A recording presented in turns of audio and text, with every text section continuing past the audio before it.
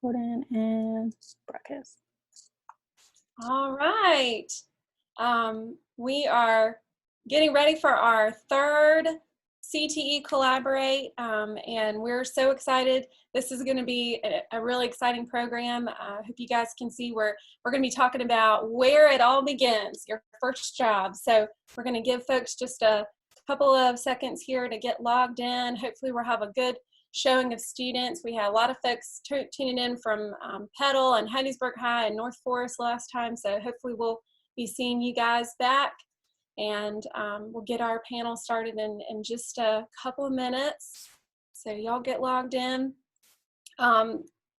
Like we always do before we get our panel started, we're going to do a couple of quick polls. If you've tuned in to our CTE Collaborates before, you know exactly what I'm talking about.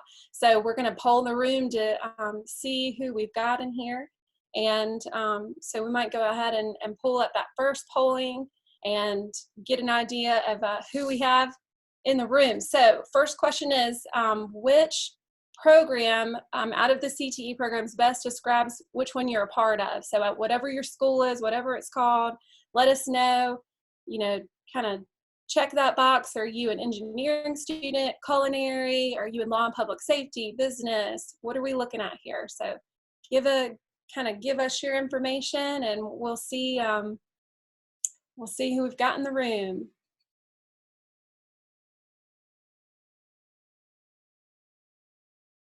All right. Oh, this is a kind of a different representation that we're seeing. Very good. Okay. All right. And we've got another question coming up. This is about, well, I don't know which order, so we're about to see first. Oh, yeah. Which schools are represented today? So we've got all of our kind of local public schools and Lamar, Forrest, and Perry counties. So we'll see who we've got in the room today.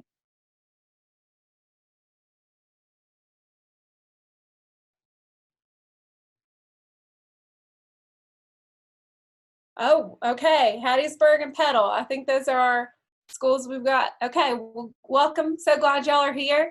I think there's just one more question about which year or student, what kind of student you are, or instructor, because I know we have a lot of instructors tuning in. And while you're doing that, of course, I have terrible manners here. I didn't even introduce myself. So I'm Callison Richardson. I'm the Community Development Director at the ADP, and I'm been the one with my colleague Stancy Collins, who's driving this webinar. We've been the ones kind of putting these together for you. So let us know what part of school you represent. All right, very good. Oh, that's a good mix. Okay, well, glad y'all are here. And like I said, we've got a great panel today. We've got three exciting professionals and leaders in our community that are here to tell you about first jobs and kind of the story of how they got started and how they journeyed to where they are today. So we're just going to bring them up one by one. And our first panelist that we're going to introduce you to is Nelson Haskin Jr., and he is the owner and operator of 3 restaurants I gotta stop, I guess, my window here. Nelson is here from, he owns 3 restaurants in downtown Hattiesburg. So Nelson, if you could start by just telling us what high school you went to, what you do today, and what your dream job was when you were in high school. Okay, good morning to everybody. Nelson Haskin, I'm owner of Blue Jazz Cafe, Southbound Bagel, and coffee shop, and Nellie's Chicken and Daiquiris. I'm the owner there. I went to high school here locally, North Forrest High School. My very first job was a painter / maintenance person at Southern Miss Department of Public Safety. And when I was in high school, my dream job was to be a barber. All right, thank you, Nelson. Okay, so next up, we're gonna introduce you to Misha Newell, and we're gonna bring her on, and she is the HR manager for an international company here in Hattiesburg. So welcome, Misha. Tell us a little bit about you, your high school, and what your dream job was in high school. Hi, everybody. I'm Misha Newell. I'm the HR manager here at Sofidel America. We are an international paper company. We do paper towels and tissue.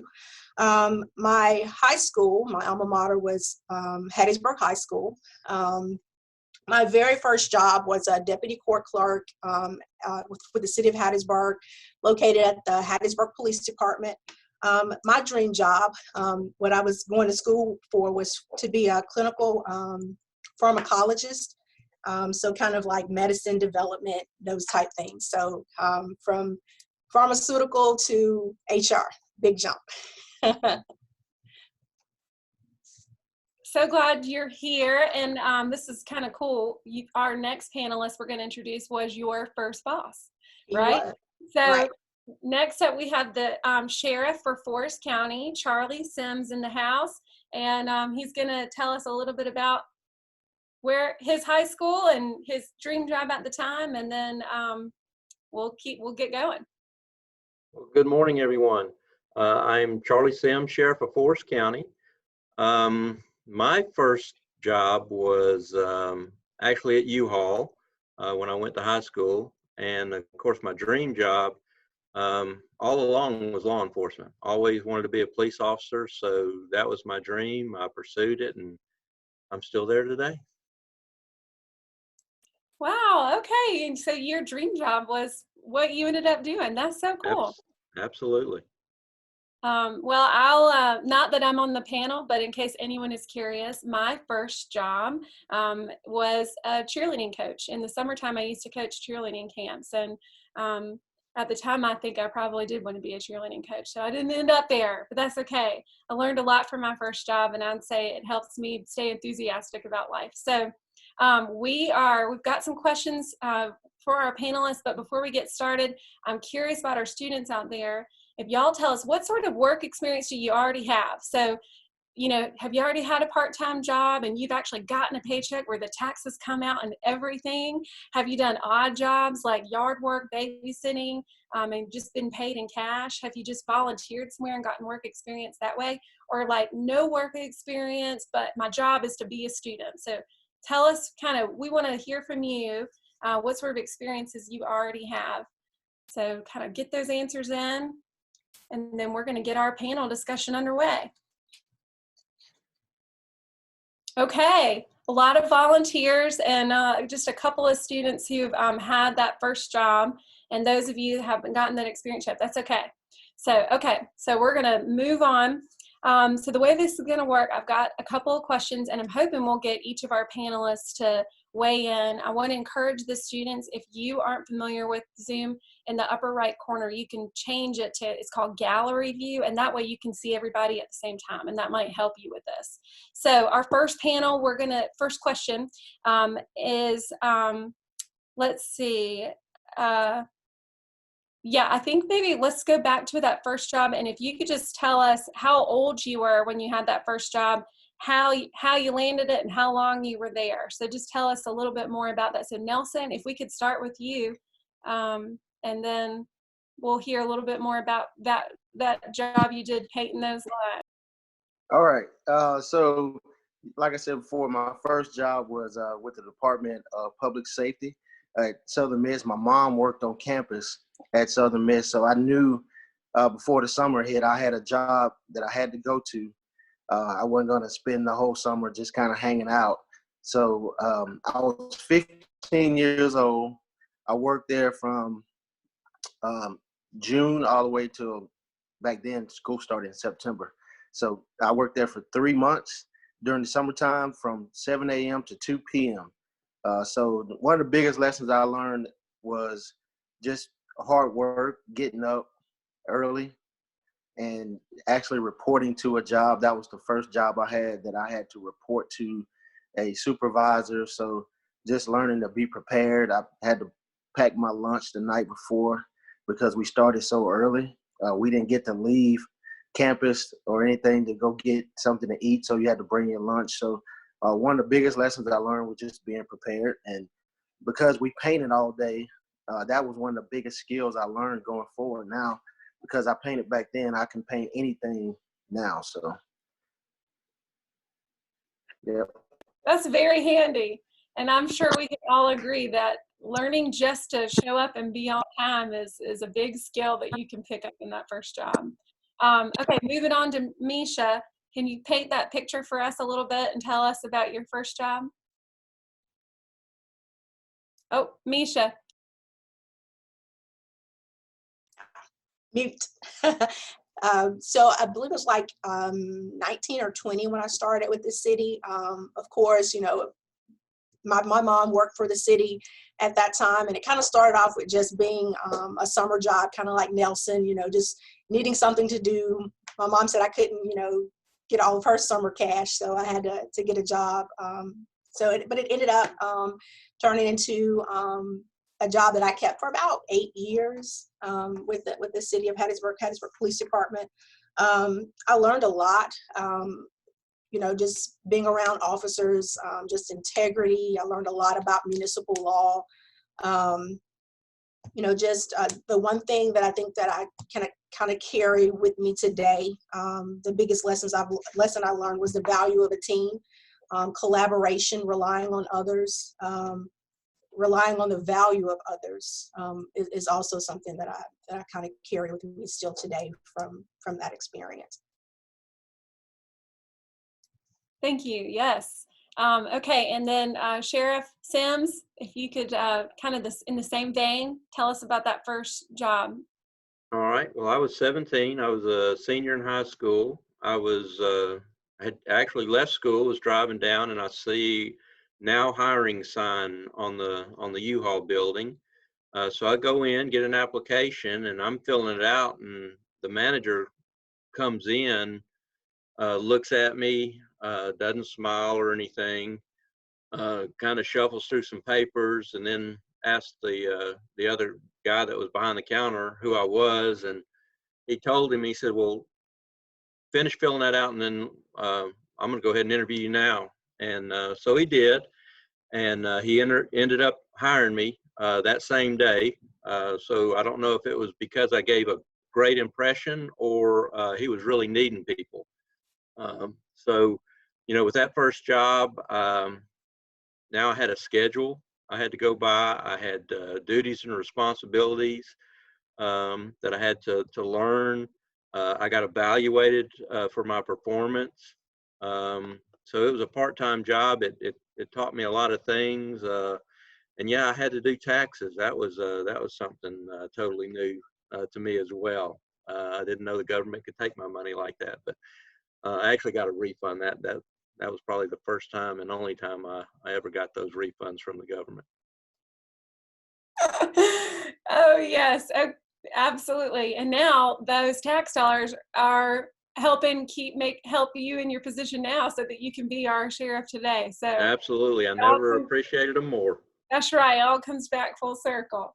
And for the students, right before we got this call started, the sheriff did tell us that before he worked at U-Haul, he actually did start his own lawn company. He had 12 yards that he did. So, you know, it doesn't have to be one of those paycheck jobs where you're getting the taxes taken out. You can find work to do in your community, and it's valuable. Absolutely.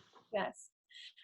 Okay, so one thing I asked our panelists, and they all have a choice if they want to answer it or not, but I was curious about mistakes. So, you know, one thing about life is, like they say, if you aren't making mistakes, then you're not trying, right? So we all learn from the mistakes we made. So I was kind of curious if any of our panelists had an example of a mistake that maybe they learned from in one of those first jobs they had that taught them a really good lesson for life. So anybody got something you might could add into that? Well, I don't mind. You know, I started at U-Haul in Jackson when I was in high school, and I kept that job all the way through college. In fact, when I transferred from Hines Junior College down to USM, U-Haul actually transferred me from the Jackson location to the Hattiesburg location. So I worked at U-Haul on Broadway Drive. And after a couple of years, I became the manager of that location while I was in school. So I was a manager of a location, yet I had absolutely no experience in managing employees. So I was learning. And, you know, a friend of mine, we worked side by side. When I became manager, I asked him to do something, And, he said, no, I'm busy. I'm not going to do it. And so we were both bullheaded, and I think I let the authority go to my head, and I ended up firing a friend. And, I can't even remember what it was about, but I do know that it wasn't worth what happened. And so, that kind of started my looking into leadership and, taking my time, looking through, trying to think of better ways to handle those situations instead of just, off the top of my head saying, you're fired. Thinking those things out, looking at other options. And that was a mistake. And I still remember it today. And it has a big impact on how I deal with people now. Wow, thank you. Thank you for sharing that. Well, anybody else have a mistake they wanted to share? Or we want to move into our next polling question because we got some questions for students here. Okay, all right. Not getting these. All right, so I think students, all right, we got our second polling question for you. So we wanted to hear, what do you think are the top 3 benefits you would gain from your first job? And some of you already have that first job. So I want you to choose 3. There's a lot of things that you can get, and it's okay if that number 1 thing is a paycheck, that's fine. And remember, these are anonymous, so we just are trying to hear from you. Do you feel like the best thing you can get is something to help build your resume, get references, experience with teamwork? You heard our panelists here talking about just learning how to value other people, what it means to, get new skills, or just learning how to show up on time. So those are things, we call them soft skills. I'm sure your teachers in your CTE programs talk to you about this, but with soft skills. Okay, so here we go. First one, let's see. All right, most of the students are saying they're learning new skills, and let's see what else. Growing in self-confidence, teamwork, those are all great things, absolutely. So very good, okay. All right, so here's what we were gonna do. We're gonna switch gears a little bit and kind of talk about the current jobs that our panelists have. So now I guess we'll start with Nelson again. I would love to hear, I know everybody's journey is different. There are, a whole lot you could share, but could you tell us a little bit about your journey to now having 3 restaurants in downtown Hattiesburg? Well, I could say, so I started off at USM as a chemistry major and spent a couple of semesters as a chemistry major and realized that's not what I wanted to do. So I kind of scrambled around in college for a little bit, and then I found the hotel restaurant management program. And that program, once I entered the program, I flourished in that program because I always believed, I guess I had an entrepreneurial spirit of wanting to do something on my own. So back in USM, I had a on-campus class which was working called a charcoal room, which was on campus. So once I got into the program, I realized that's where I wanted to be. I was also, so later on I graduated from Southern Miss, and I was also part-time in the military. So that gave me some of the discipline I guess I needed to kind of go on. I was always a part of Chesterfield's. Everybody knows Chesterfield's restaurant. I worked there, I guess, off and on for the last 18 years. I started as a server at waiting tables and quickly moved up into management in the kitchen and then also in the front of the house. And those experiences helped me realize that this is what I wanted to do. I wanted to own my own restaurant, but I had to first learn how to manage people and manage other people's property. And so after working at Chesterfield's, I thought it was time for me to step out later on in life. And I'm also still in the military also. So I have a lot of things going on. But from the entrepreneurial side, I think my experiences at Chesterfield's helped me to be able to manage people, and manage a restaurant. So that's basically how I got here. And then I started out with Blue Jazz Cafe, which is downtown Hattiesburg. And it was pretty popular from the beginning. So we grew into Nellie's Chicken, and all those 3 restaurants are right there on Front Street in the Sunny area. So actually, I kind of treat it like one big restaurant because they're across the street from each other. So that's kind of how I ended up. That was the journey that got me where I am today. Very cool. And yes, the Front Street Chicken at Blue Jazz or the Everything Bagel. I've got some favorites. I love that little strip on Front Street. So, okay, let's move on. Misha, could you tell us a little bit about that journey to where you got today? Yeah. So my path was very non-traditional. So I, of course, thought I wanted to be a biochemistry major. And thought that's just what I was made to be. Ended up doing some consulting work with my professor's husband's business, and kind of fell in love with workforce development, and did some training on diversity and inclusion, and absolutely fell in love with it. And that just kind of, shifted my gear to, how do you make this into a career? What do you need to do? And all of that. So I started to research that, and went back and got my HR certifications, and here I am today.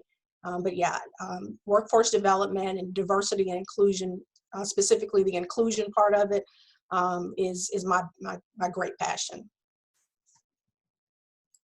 Just one thing I'm noticing that you and Nelson and me all have in common here is that we all had a lot of experience in science with school. So I actually have a biology degree. And so it's interesting to hear that Nelson had some chemistry experience and you did some chemistry. So, but to think that it's beautiful how people's paths, certain people you meet or opportunities you have along the way, they guide you to a place where you can flourish. So, okay, so, but I guess the exception in the room is Sheriff Sims, who says he knew from the beginning that law enforcement was in his future. So tell us a little bit about your journey and now being, in public service. I mean, you're an elected official as a sheriff. Yes, but I'm minored in forensic science. So there you go. There you go. Yeah, I always dreamed of being a police officer, and I was advised early on, although a degree wasn't required, that it would be beneficial in the long run. So, I did first 2 years junior college, Hines Junior College, and then finished the degree at USM. So after that, I went to work with the Hattiesburg Police Department. Started in patrol. I loved it, something new every day, the excitement, felt like I was accomplishing something. But after 5 years, I was ready to do something else. So I transferred to the training division and started training law enforcement officers. Felt like I had a lot to offer there. I really enjoyed that. And after probably 5 or 6 years, my interest changed and I wanted to go into the administrative part of it. So worked my way up through the ranks, eventually became chief of police, enjoyed that. Of course, when I was chief, I served at the will and pleasure of the mayor. There was a change in administration. Fortunately, I had my time in so I could retire. And I went to work with Police Corps, which was a federal scholarship program for college graduates. And I trained them to be law enforcement officers. So that was great. That was a federal scholarship program or a federal program, and the dollars dried up. So forced to kind of change gears again and went to work with Forrest General Police Department. But I always had a dream of being sheriff. And so my first run, I came up about 300 votes short. Didn't give up. That was a goal, that was a dream. So 4 years later, ran again, and here I am, enjoying every minute of it. Oh, that's great. Yeah, and I love that message and the reminder of, sometimes, you have these dreams and and they don't always work out the way that you want or the timing that you want, but don't give up. Because that's there for you. So, and thank you for not giving up. So glad you gave it another run, and we have you as our sheriff now. Okay, so I have a question. I just want to throw it out there and see if any of our panelists have some insight on this. But they talk a lot about when you choose an occupation or a work environment that we all have different personality types. And so, could you tell us a little bit about your experience of knowing yourself? As you grow up, you learn more about yourself and your personality and what works for you. So are there any ways where you see, man, the role that I'm in today, it really fits with the way that I'm wired as a person? So I don't know if anyone has some insight on that. Well, I can just say for myself, especially like you said, as you get older, you start learning about yourself and things that you feel will make an impact in your life. But I always knew that I had a entrepreneurial. I always wanted to own my own business. I always wanted to lead and to create things. And but the thing about life is you have to have the opportunity, and sometimes you have to just kind of wait and learn and mature. And I think that because I'm at the age I am now, the things that I put in place earlier are helping me become a better leader now. I always wanted to own my own restaurant, but I had to learn. The ropes, I guess you can say. But in the back of my mind, I always wanted to own my own restaurant, and that was kind of my burning desire. But as I got older, I knew that I was going to have to do a lot of things to get to that point. So I kind of knew early that's what I wanted to do. But being in the military is kind of totally opposite of entrepreneurship. You have to do what you're told, or do what you're asked to do. You have to lead, but sometimes you have to follow. A lot of times you have to follow, and you have to listen to your supervisors, and you have a goal that's bigger than yourself. So, but I think in the long run, that helped me to learn how to be an entrepreneur, because when you're an entrepreneur, you have other people following you. So those experiences definitely helped me along the way. Yes. Oh, I can totally see that, because in the military, it's like being asked to conform, to be unified, to be, part of the singular thing, and then doing the entrepreneurial stuff. You're the thought leader. You're the one who's calling the shots and making things happen. So,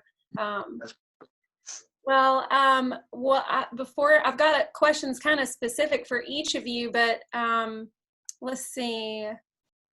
Well, I'll do this one question before we go down that road. So I'd love just to hear, I think you've kind of all touched on it, but if you could say, what's the one thing that you really love about your job? And Misha, maybe we can start with you, and then we'll go to the sheriff, and then we'll come back to Nelson. But what's the thing that or the things that you really love about the work that you do? So I think the one thing that I'm most passionate about, the one thing that drives me every day, is that I know that when I come in the building, I have the potential to impact. I have about 200 employees here, so I have the potential to impact 200 employees' lives that day. Whether I'm driving them to be something better, or driving them to see something that they already possess within themselves that can, take them to the next level. I just think it's, just knowing that I can touch everyone's lives in some positive way. Okay. And then the sheriff. Well, I think Misha hit on it. I've got 169 employees on the admin side and on the correction side. So, being able to impact their lives, develop them, and let them be a part of the transition that's occurring at the Forrest County Sheriff's Department is important. Getting their buy-in, knowing that we can make our community safer, knowing that we can impact lives, we can make a difference in the community as well. So, that's very rewarding, and that's what keeps me going each day. I love that, kind of just that theme of service to other people from both of you. Okay, Nelson, what do you love about your job? What do you love about your work? Well, just restaurants in the food service business, I just love creating good food for people to eat because local restaurants are very important to our economy. And growing up, kind of working at Chesterfield, it was a local restaurant, and I thought the food there was awesome. So I always try to pattern myself after that. And I just love my employees and customers and being able to interact and be social with them and helping them to achieve what they want to achieve. And also when my customers come in, they just giving that great experience and know when they leave, they had the best experience, dining experience. So that's one of the best things I love about my job. Well, I would say you were making that happen because I know when my husband and I eat there, and we got the sweet potato pancakes one time with the fried chicken. And when my husband, he gets a meal he really likes, he does this thing once he takes that first bite and he's like, oh yeah, he's got the nod going. You always get the nod, Nelson. So you're doing it. Okay, so now I just have a specific question for each of you. So would love to start with Sheriff Sims. So your position is unique from all of ours in that you are in public service, an elected official. So if you could just tell us, I mean, probably even just the hardest part of it, but that rewarding piece of what it means to be in public service, and then what's the hardest part of being a public servant? Well, first, I'm going to ask you to quit mentioning food during this hour. It's getting close to lunch, and I'm hungry. But the hardest part, well, there's a lot of aspects to the job. So, not making anybody mad so that I get reelected. That's pretty important. The personnel issues, they're always there, holding people accountable. So, sometimes disciplinary actions come up. Those are never easy.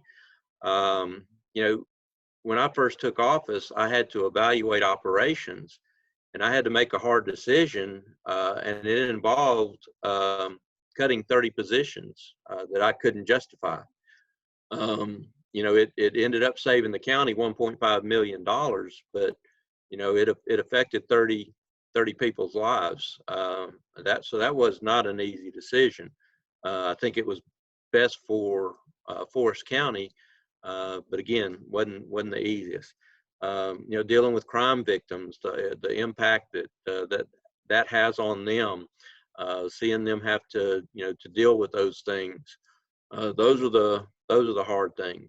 But like I said, knowing that we are making a difference, that we are making some positive advances for the community in Forrest County, that keeps me going. Awesome. Wow. Yeah, that's a lot. Yeah, that's a heavy weight on your shoulders there. Okay, so Misha, you're unique from all of us in that you are the only one who works for an international company. And so I'd love for you just to tell our students and listeners about what it's like to work for an Italian company, and also just if you could just give our students an idea. I mean, you guys do so much at Sofidel here. So could you tell us a little bit about also just the types of jobs that exist in manufacturing? It's not just somebody who's operating that machine. Yeah. So I'll start with working for an Italian-based international company. It's challenging. The way that they operate in Europe is totally different than the way we operate in the United States. So the things that we value, they don't really value the same things. So it's always a culture clash, and teaching them about U.S. customs and the way we do things. It's a daily educational battle. And it's a battle because they don't understand. And Italians, I don't know if you've ever had the opportunity, but they are bullheaded. And once they get something made up in their minds, it is not easy to change. So it's a constant education, re-education as to, this isn't Italy, this isn't Turkey. So we operate in 13 different countries throughout the world. and have 6 locations here in the United States. And so, and only been in the US since 2012. So it's still fairly new to them, and they're used to operating in those European countries. But so far as personnel, I mean, yeah, so, you know, we are manufacturing. So you think about the machine operators, and that's pretty much, you know, when people come in, they say, oh, you know, entry level machine operator positions. Yes, we have a ton of those, but we also, we hire, you know, mechanics, engineers, you know, health and safety, environmental, IT. So you name it. We have to keep this building running, have to, you know, keep the lights on, you know, personnel. So I hire from the bottom up pretty much. If you think of it, I could probably use you here. All right. Yes. The students are like, note to self, look at the job at Sofidel. Yeah. So, and then the majority of our positions are OJT. So, you know, I hire, you know, kids straight out of high school. You know, we do internships with Pearl River Community College, Jones Junior College, USM. So, you know, we're probably the best kept secret in Hattiesburg, unfortunately for us. But, you know, if you're out there looking for a job, you know, shoot me a message and we could probably fit you in somewhere. Ooh, you're not be a secret much longer. That's the goal. Let's see. We are gonna say, oh yeah, Nelson, we had a question for you. You know, since you're the entrepreneur on the panel, if you could give a piece of advice for a student that wanted to start or own their own business, work for themselves, what would your advice be to that student today? So my advice is, because I get this question a lot, my advice for any young entrepreneur is whatever it is that you like to do, whatever field you want to go in, start by working for someone else and learn the trade, learn from them or learn from a manager what it takes to be able to manage other people, to manage product, to manage your time. And once you've worked there long enough and you understand whatever industry that is, then that's when you can be able to step out, and because entrepreneurship is hard. Or working for yourself and owning your own business is not as glamorous and easy as people think it is. So I lean back on my experiences, like I said, at Chesterfield's. I always mention them because I worked there as a server. I worked there as a cook. I worked there as a bar manager. And I did a lot of things there. But during that time, all that just showed me was how to make schedules, how to make the deposits correctly, how to make sure the restaurant's clean at the end of the night, how to hire people, how to, it's just a lot of things. So that's the number one experience. The number one thing I tell young entrepreneurs is you have to, because you don't know it all, learn from someone else before you step out there. Yeah, I think that's some solid advice. We have a question that got just asked through the Q&A, and so we're going to do that, and then we've got a poll for our students. So this is a question that came in from, I think, probably an instructor. They said, what would you say to a future sheriff or future HR manager? I know Nelson just kind of gave his input on what would you tell a future entrepreneur, but they're asking, what would you tell that future sheriff or future HR manager? And then what do you think that instructors should be focusing on today? So if you're an instructor in a classroom, what do you think teachers need to be telling these students and helping them learn? So I don't know if we want to start with Charlie. Yeah. Okay. Well, good advice from Nelson. And you never quit learning. You have to constantly read, stay up on current trends, technology, all those things that affect your profession. You know, for sheriff, you know, my experience over the years, I learned the importance of developing my people, making sure they understand their job, give them everything they need to do their job.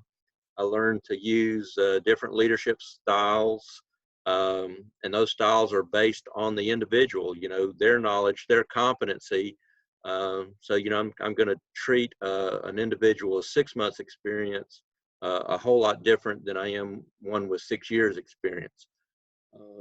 And that, you know, I learned the art of delegation. I don't know everything. There's no way I can run every aspect of the department. So, you know, in developing those people, in building trust, so that I know that they're taking care of whatever responsibilities are delegated to them. Those things are important, and I think you have to have in order to do this job. Thank you. Yeah. And Misha, do you want to weigh in on what would you say to a future HR manager, and what would you encourage instructors to be focusing on in classrooms today? To speak to the instructors first, I think, and something that we talked about, maybe you and I in some of our meetings, is what we see that we're lacking is those soft skills. So no one's teaching kids the importance of ethics, or you know, what it means to be on time, what it means to be prepared when I come to work. If I'm supposed to be here at 6 o'clock in the morning, that doesn't mean walking in the door at 6 o'clock. That means that I have to be sitting at my desk or sitting at my machine ready to work at 6 o'clock. So enforcing or just really introducing those skills early on, so that that me as the employer, I don't have to teach that. We spend probably about 2 weeks, the first 2 weeks of our entry level employees onboarding is soft skills. It's, you know, what it means to be on time, and, you know, how to, you know, just do simple things that, you know, was taught to me when I was growing up. So just, you know, focusing on those things, I think that, you know, that would be key. That would be a huge asset as I'm hiring entry level employees. I don't have to worry about, you know, showing them, you know, what it means to be on time. I mean, I spend a lot of time, you know, discussing that with my employees, and that important. So just soft skills.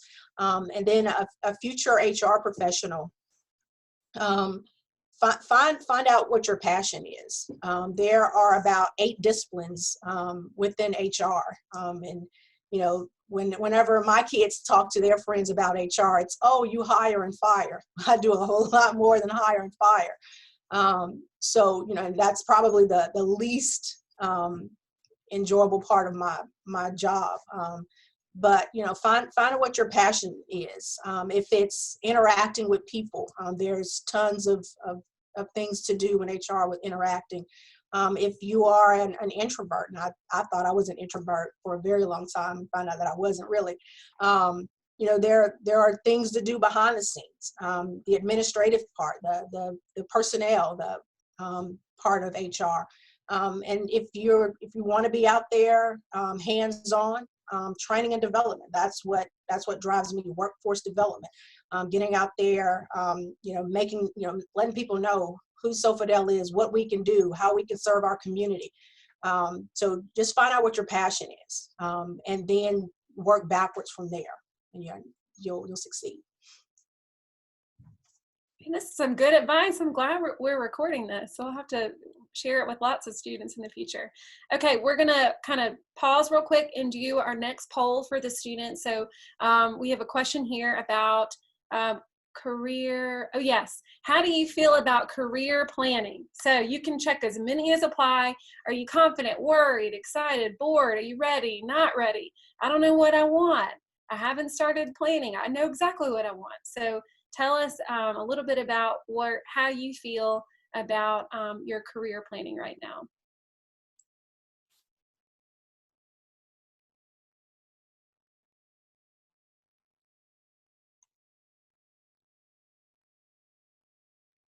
So we'll get those answers in and kind of, come on guys, let's see if we can get those answers in. It's a lot of options. Maybe you're just checking all of them. That's okay. We might be having all the feels. Isn't that what they say? Okay. All right. So let's see what came in. Mostly excited. That's a very good sign. People feel ready, excited, and confident. Hey, these are really positive. And then about half people are saying, hey, I know exactly what I want. And then we've got kind of folks that are feeling like, oh, I'm not quite ready, haven't started planning, but mostly excited and confident. That's a good thing to see. Thank y'all so much. Okay, we do have another, we've got a question, but I'm gonna kind of hold that for just a little bit because it's a great question. Okay, so we want to move in, before we wrap this up, the last section I want to talk about is how to get that first job. So we've already talked about how important they are, and you learn so much from it, but how do you actually get it? So I think all of you are involved in hiring in some way. So obviously Misha, she is the manager of all the human resources in her plant. But you better believe that Nelson and Charlie they have a say in who gets hired on their teams. So would love to hear from you guys, and maybe we could start with maybe the sheriff this time. If you could tell us, what do you think are the most important qualities or skill sets that you're going to be looking for when you bring someone new onto your team? Okay. Of course, the state has certain mandates. I mean, you have to be 21 years of age, a registered voter, and then for them, we have to conduct background checks, medical, both physical and psychological, polygraphs.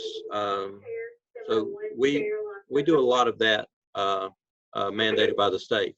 But for me personally, I think our job, we're held to a higher standard. We're under a microscope. We have the ability to affect someone's life and liberty. So for me, I want somebody who's honest. They have integrity. They have compassion. They have discernment. Those are all real important qualities for me. So those are the kind of things that I'm going to look at. Once we get an applicant, we start the background check. Eventually, it'll get to an interview in front of a panel here, and so we're gonna ask that person questions that will show us a little more into the individual's character. What their beliefs are. We've got to make sure we have an individual that's going into this job for the right reasons. It's not just to be able to exceed the speed limit and run blue lights and sirens and arrest people. We want somebody who's in it to actually make a difference in the community, try and prevent crime, solve crimes, and do what's right for the folks here in Forrest County.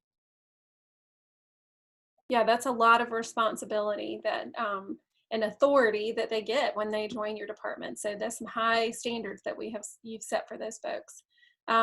Misha, are there some qualities that what you look for when you're looking at hiring? I know you've got a lot of different positions, but just kind of generally, what are things that what sets someone apart for you, and what do you look for when you hire? So unlike the sheriff, I don't have that huge burden on my shoulders of making sure that their integrity is at a certain level, or humility. But we do look for those things as well when we interview individuals, and we'll just look at the entry level positions.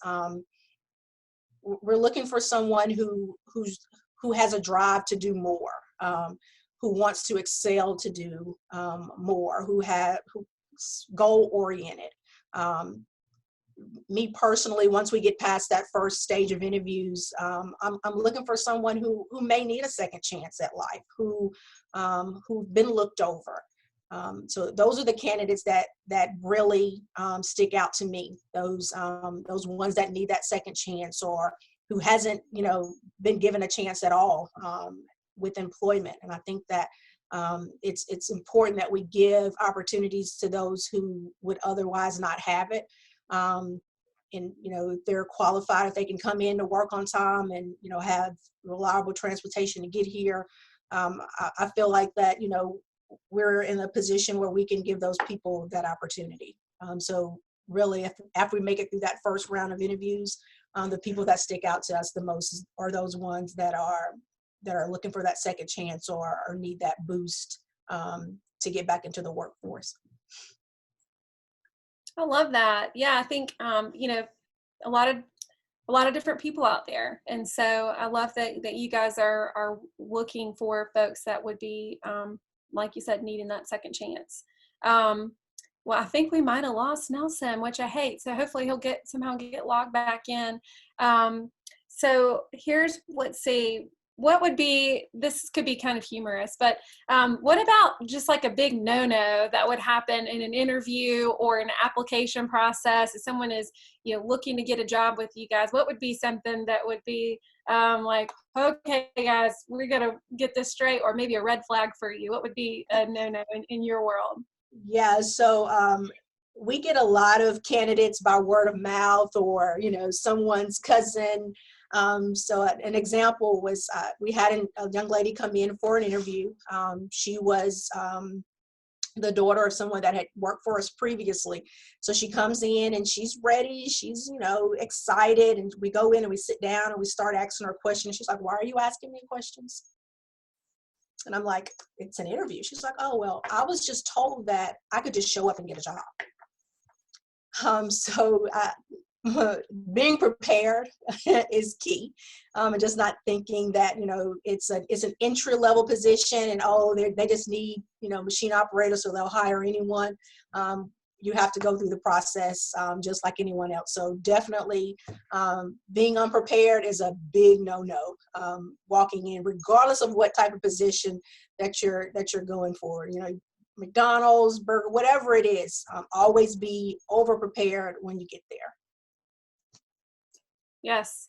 And Sheriff, do you have any ideas or thoughts on like a big thing to not do when it comes to pursuing a job or interview? Yeah, being prepared, absolutely. Being courteous, respectful. Yes, sir, no, sir, yes, ma'am, no, ma'am. Dressing appropriately, not just coming in with t-shirt and jeans, but really showing the individual that you're responsible, you're mature, and you want the job.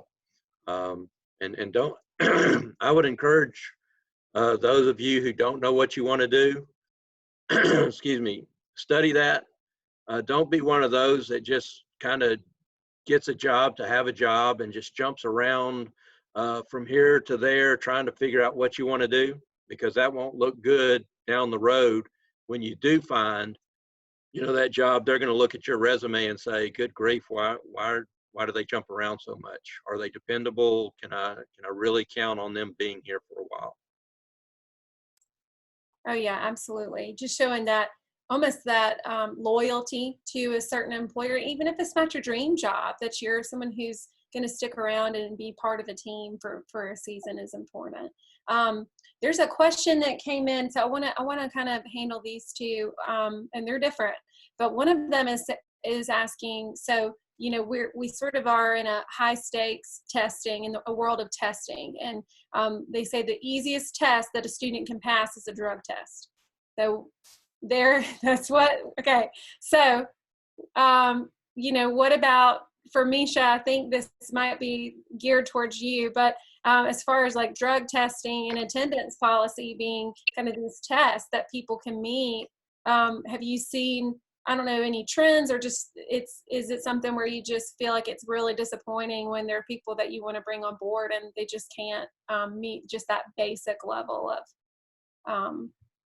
I guess, expectations? So far as testing is concerned, we do the drug screen, and we do a criminal background check on all of our employees. In addition to that, we partner with Pearl River Community College and have all of our applicants do the work keys assessment. So that kind of gives us an idea of the person's background, their mental capabilities as it relates to on-job performance. But so far as testing is concerned, true that the drug screen is probably the easiest test, or we would think that it's the easiest test, but you'd be surprised at how many people fail that test. That's surprising, but testing on a whole, I think it's key, if that's answering the question, Callison. I think that's what they were looking for. And then there was one more question, totally different kind of topic, and I'm excited because it was submitted by one of my former students. So hey, Arissa, she wants to know if y'all have any advice about how to balance school and job when you are trying to do those things at the same time. So I know some of y'all worked in high school and some of you are working during college. So what advice do you have for students who are trying to do both today? It can be kind of anybody who wants to jump in here. Prioritize. I'm gonna go out and say that your education is far more important than that job that you're gonna have at first. You're gonna need that experience that you're gonna get from that job, but your education is gonna take you a whole lot farther than that job. So just make sure that you're putting your education first. Communicating with your supervisors at your first job or at your job when you're in high school or college, and making sure that they're aware. My school comes first, it's my priority, and this is my availability, and never cheat yourself. So never say, hey, well, I'll go to work today and I'll put studying off until tomorrow or another day. Prioritize your education, because it's far more valuable.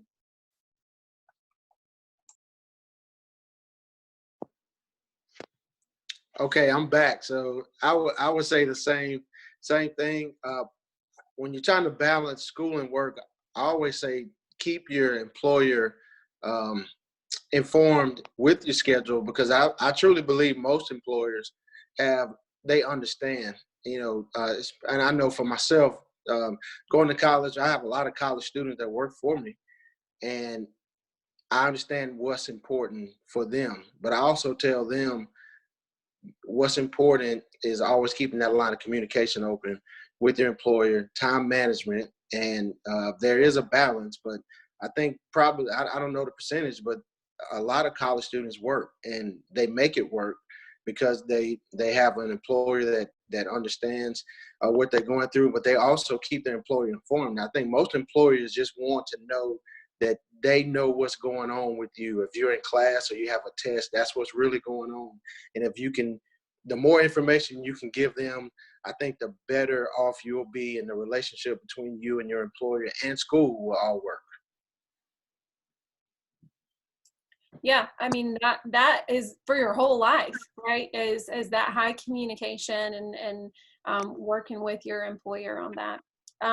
Okay, so here's what we're gonna do. We have one last question for the students, and then I was hoping we could get that final word of wisdom, because we're coming up here at 12, whatever that piece of advice that you've got. So panelists, be thinking about that. Students, if you guys could let us know, even, this is not set in stone, but after graduating from high school, right now, your plans are you going to junior college or community college, then you're going to transfer to 4-year? Are you going for the associate's degree, military, technical training, a gap year experience? Some people go and do a year of service with AmeriCorps or do an internship somewhere and then go back to school. So if you had to kind of choose a path today, what are some things you're thinking about? So we'd love to kind of hear from you on that. And then we're going to get some last piece of advice here from our panelists. All right, so most of our students are looking at that 4-year college or university, but we've got some that are going that junior college and transferring, and then some straight into the workforce. So, okay, so we are coming to the end. It's been so great to just hear from all of you guys and learn your journeys and all of your wisdom.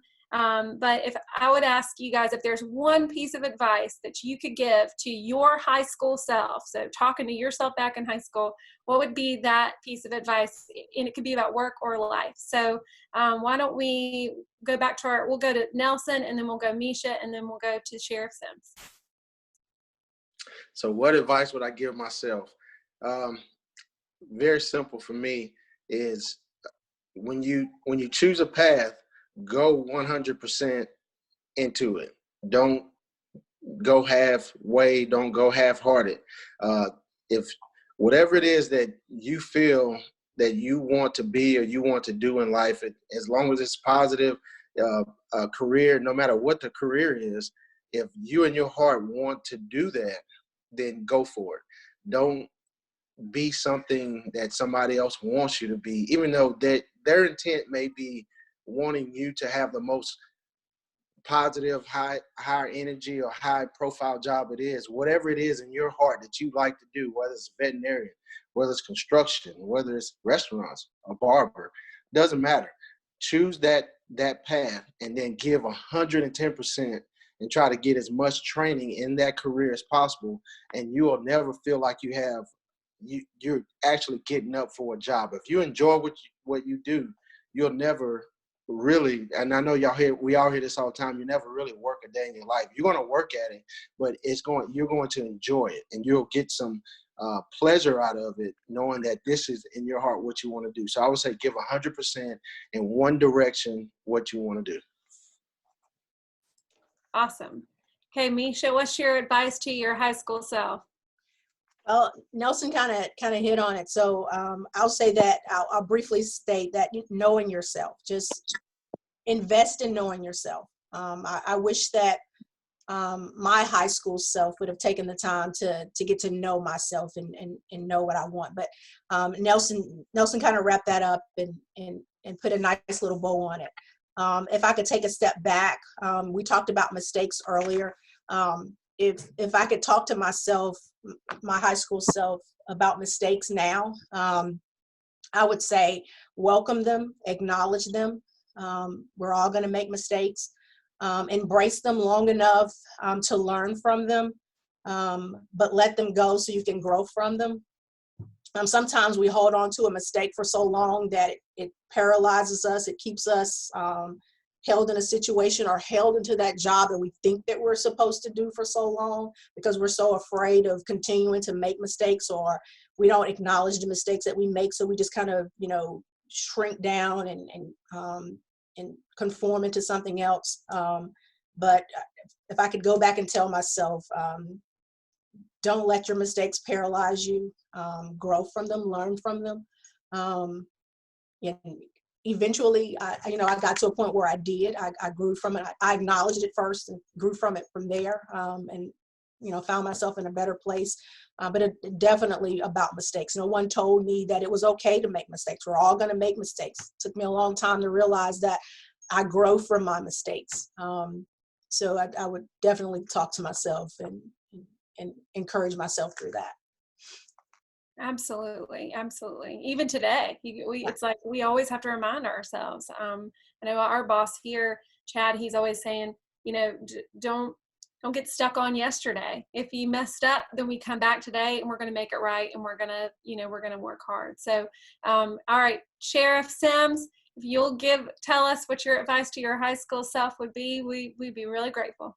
All right, about the only thing I can add to Nelson and Misha is set goals, develop a plan.